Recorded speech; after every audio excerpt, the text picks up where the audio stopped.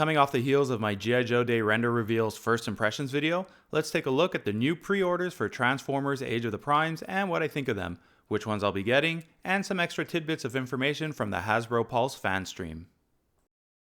Let's start off with the next Prime being released in the line of Primes, Nexus Prime.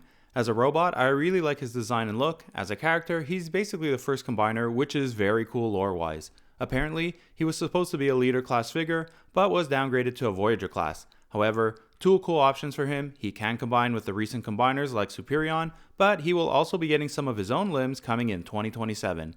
I'd have loved to have gotten a leader class, and the alt mode is a bit strange looking, but he is a Prime that combines, so we will definitely be picking him up. Hopefully he ends up looking good with the rest of his limbs. Liege Maximo, another Prime and a huge looking leader class figure, looks amazing. He looks exactly how I'd imagine him coming out of the comics. I first got familiar with this character during the IDW run, and he does in fact have quite a bit of lore around him, so he will be an incredible addition to the Primes line. As for the alt mode, a little too organic looking for my taste, but still very creative. We'll be leaving him in bot mode anyway in our displays, but I'll wait to reserve my final judgment on his alien warship mode once we get him in. Bonus, he apparently can sit on the throne Starscream came with. Inspired by his Prime iteration, Smokescreen joins the Age of the Primes line. This is a wait and see for me, depends on whether my boys will be interested in him. Not the hottest on the white plastic they use these days, making it look a bit cheap in my opinion. Further, I don't really have a connection to the Primes era Transformers and feel the alt mode looks a bit kiddie, but for those interested in this era of Transformers, looks like a fun figure. Swerve is based off of the Gears mold with updated colors and head and some other minor updates from what it appears. He looks fine, though always had a problem with the smaller wheels. I overall like his look, but likely won't get another Autobot in this mold as I really don't have any attachment to this figure. I still enjoy the original re-release I got years ago though. Another Prime inspired one, this time the very cool looking Cliffjumper. This one I may actually grab, but it's a wait and see. I really like the car design, and the bot mode looks pretty nicely designed as well. Apparently the devs said they would be interested in making a zombie version of him as well.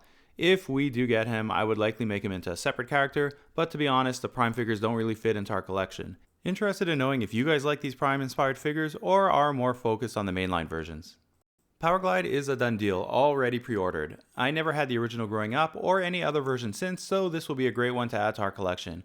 Really like the way he looks in both modes and looks pretty detailed and bulky, which is nice. On top of that, he comes with that alien mask we've already seen, more fun than anything, and a heart inside his chest from the G1 episode The Girl Who Loved Powerglide. He's already sold out on Hasbro Pulse, so if you're interested in pre-ordering him, I'd get to him soon on Amazon or from some other seller.